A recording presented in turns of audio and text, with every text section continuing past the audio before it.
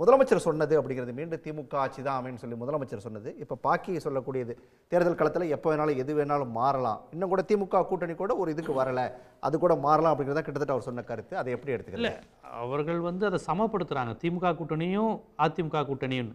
இந்த கூட்டணி ஏற்கனவே ப்ரூவ் பண்ண கூட்டணி தான். திமுக கூட்டணி ஏற்கனவே அவங்க ப்ரூவ் பண்ணி அங்கே இருக்க இடதுசாரிகள், காங்கிரஸ், விடுதலை சிறுத்தைகள், மறுமலர்ச்சி திராவிட முன்னேற்றக் கழகம் எல்லாமே ஒரு கொள்கை அடிப்படையிலையும் ஒன்றா இருக்காங்க ஐடியாலஜிக்கலாக.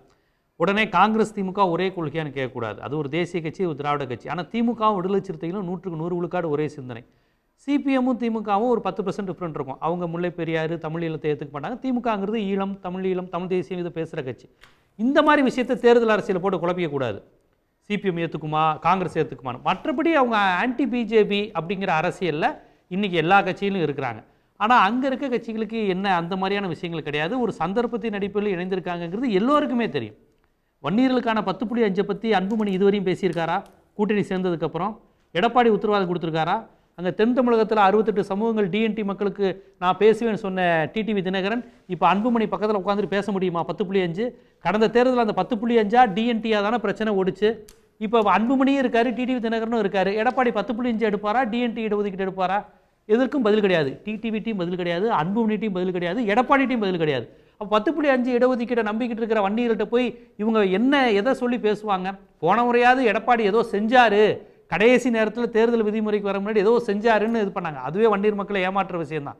இப்போ அவங்க அதை கூட செய்ய முடியாது. எடப்பாடி அதையும் பேசலையே. அப்போ இப்போ வட தமிழகத்தில் அன்புமணிக்கு இருக்கக்கூடிய வன்னியர் ஓட் பேங்க் எப்படி அப்படியே அவர் நம்பிக்கையாக வரும்? காடு வெட்டி குருனுடைய மருமகன் தனியாக கட்சி ஆரம்பித்து அன்புமணியை தோக்கடிப்பது தான் வன்னியர்களின் நோக்கம்னு சொல்லி பிரச்சாரம் செஞ்சுட்டு இருக்காரு வட தமிழகம் முழுவதும். வேல்முருகன் போன்றவர்கள் இங்கே திமுக பக்கம் இருக்கிறாங்க. ஸோ அப்போ அந்த கூட்டணியில் அந்த இது இல்லையே, கடந்த முறை இருந்த நெருக்கம் கூட இப்போ இல்லையே அப்படிங்கிறத நான் கவனிக்கிறேன். இப்போ அவங்க என்ன பேசுவாங்க? பாமக இப்போ என்ன கோரிக்கை வன்னிய மக்கள்கிட்ட என்ன போய் பேசுவாங்க?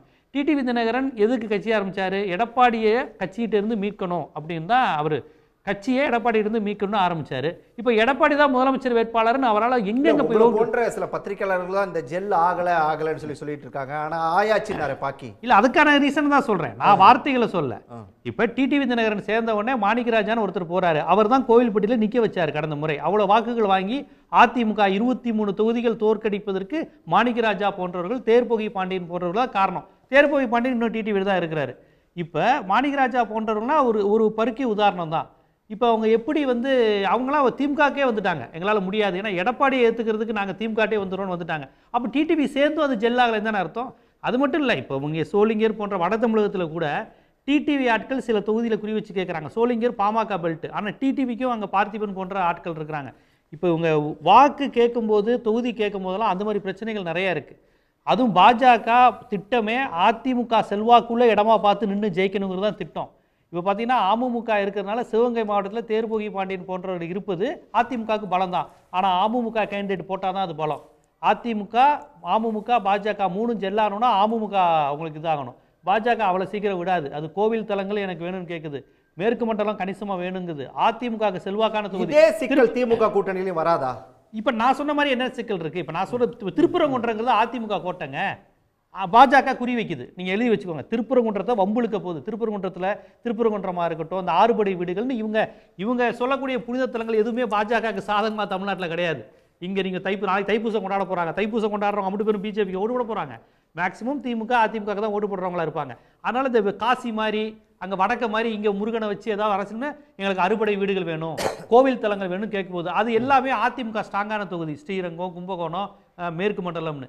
ஸோ அந்த மாதிரி பிரச்சனை அதிமுக வெர்சஸ் பாஜக தொகுதிகளில் வரும். சீட்டு வாங்குறது மட்டும் இல்லை, என்ன மாதிரியான இடங்கள் பெறுகிறோங்கிறதுக்குல்ல, சீட்டு அலாட் பண்ணிடலாம் 20 30 என்ன மாதிரி இடங்கள் பெறுறதில்ல. பாஜக கண்டிப்பாக அதிமுகவுக்கு அழுத்தம் தரும். அமமுகவுக்கு தினகரனால் பேட்டி அவர் எப்படி ஃபேஸ் பண்ணுவாருங்கிறதே இருக்குது. அவர் பிரச்சாரம் செய்கிறதே பெரிய பிரச்சனையாக இருக்கும். எப்படி தென் மாவட்டத்தில், அது குறிப்பாக முக்குளத்தூர் மத்தியில் அவர் எப்படி வாக்குகளை கேட்பார்?